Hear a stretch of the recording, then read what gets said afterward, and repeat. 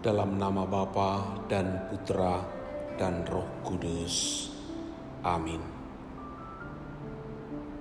Allah Bapa kami bersyukur kepadamu karena Engkau selalu ada beserta kami. Engkau hadir dalam setiap firman yang kami baca dan renungkan. Kami mohon Roh Kudus-Mu selalu menerangi kami, agar segala perhatian dan akal budi kami terarah kepadamu lewat firman dan permenungan yang akan kami dengarkan hari ini. Semoga dengan mendengarkan dan merenungkan sabdamu, kami memperoleh kekuatan untuk menghadapi hidup kami sehari-hari. Dengan pengantaraan Kristus Tuhan kami. Amin. Tuhan bersamamu dan bersama rohmu. Inilah Injil suci menurut Matius. Dimuliakanlah Tuhan. Pada waktu itu datanglah murid-murid itu kepada Yesus dan bertanya, "Siapakah yang terbesar dalam kerajaan surga?" Maka Yesus memanggil seorang anak kecil dan menempatkannya di tengah-tengah mereka, lalu berkata, "Aku berkata kepadamu, sesungguhnya jika kamu tidak bertobat dan menjadi seperti anak kecil ini, kamu tidak akan masuk ke dalam kerajaan surga. Sedangkan barang siapa merendahkan diri dan menjadi seperti anak kecil ini, dialah yang terbesar dalam kerajaan surga. Dan barang siapa menyambut seorang anak seperti ini dalam namaku, ia menyambut aku. Ingatlah, jangan menganggap rendah seorang dari anak-anak kecil ini. Karena aku berkata kepadamu, ada malaikat mereka di surga yang selalu memandang wajah Bapa-Ku yang di surga." Demikianlah sabda Tuhan. Terpujilah Kristus. Saudara-saudari yang terkasih dalam Kristus, hari ini gereja merayakan peringatan wajib para malaikat pelindung. Siapakah malaikat pelindung itu? Katekismus Gereja Katolik nomor 336 mengajarkan, sejak masa anak-anak sampai pada kematiannya, malaikat-malaikat mengelilingi kehidupan manusia dengan perlindungan dan doa permohonan. Seorang malaikat mendampingi setiap orang beriman sebagai pelindung dan gembala, supaya menghantarnya kepada kehidupan. Malaikat pelindung melindungi kita sejak kelahiran, seperti yang dikatakan oleh Santo Hieronymus. Betapa besarnya martabat jiwa manusia, sebab setiap jiwa dari kelahirannya mempunyai satu malaikat yang ditugaskan untuk menjaganya. Namun, kita tidak berdoa kepada malaikat pelindung. Prinsip yang sama seperti kepada orang kudus. Memohon malaikat pelindung mendoakan kita agar Allah memberikan perlindungannya kepada kita.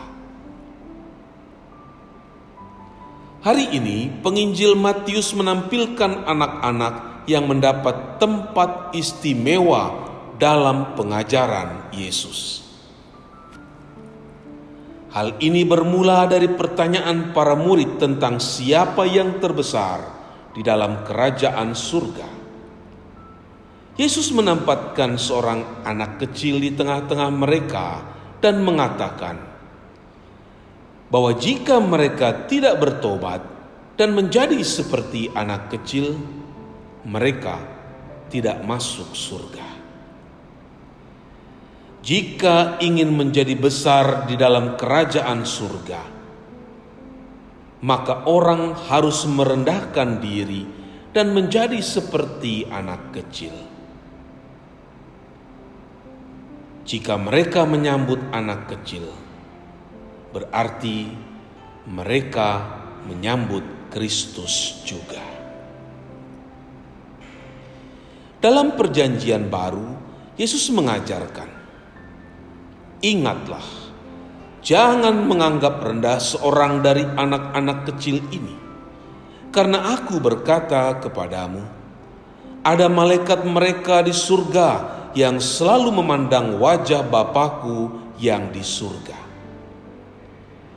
Maka kita mengetahui bahwa Allah mengirimkan malaikatnya untuk menjagai manusia, termasuk anak-anak kecil.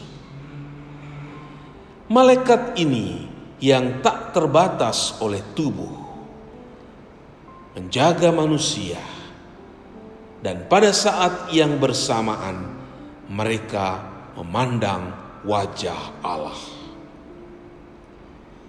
Untuk bisa menjadi seperti seorang anak kecil, kita harus bertobat, yang berarti berbalik sama sekali dari segala sesuatu yang berdosa dan berpaling kepada Allah, serta melakukan perbuatan yang benar, yaitu perbuatan yang menghasilkan buah yang sepadan dengan pertobatan itu.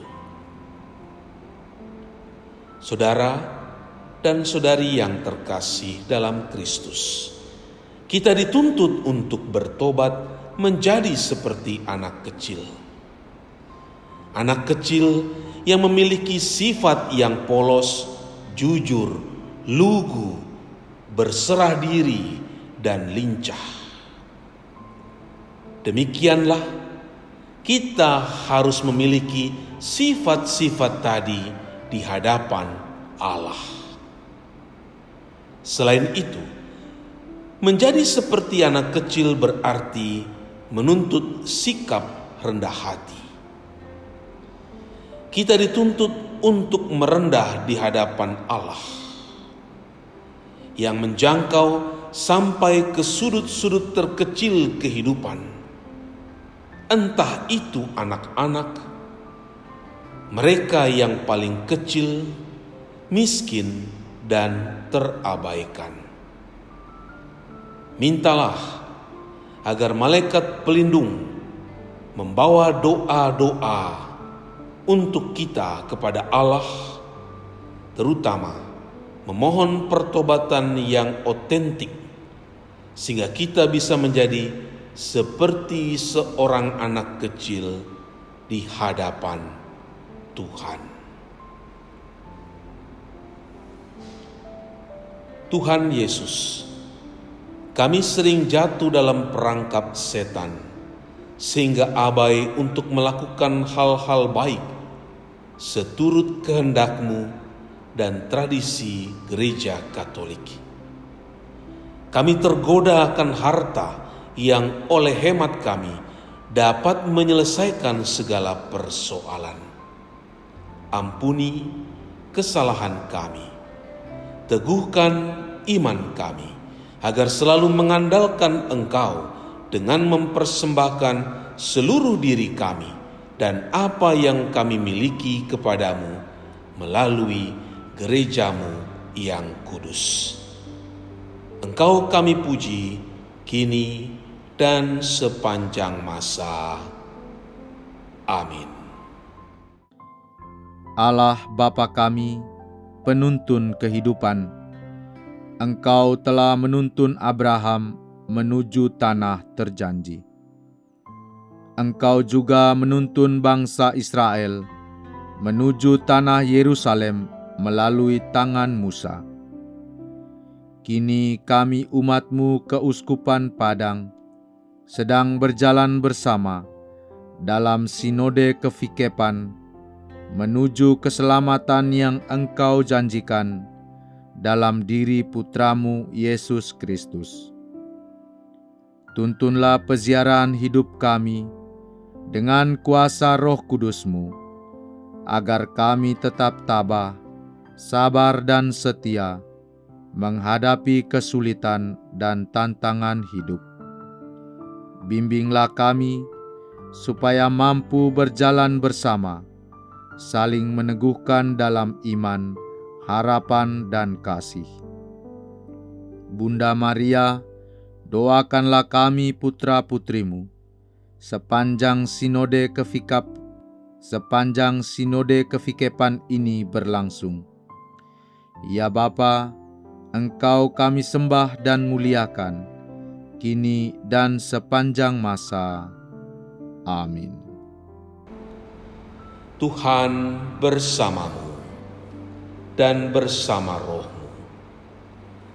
Semoga saudara sekalian diberkati oleh Allah yang Maha Kuasa, Bapa dan Putra dan Roh Kudus. Amin.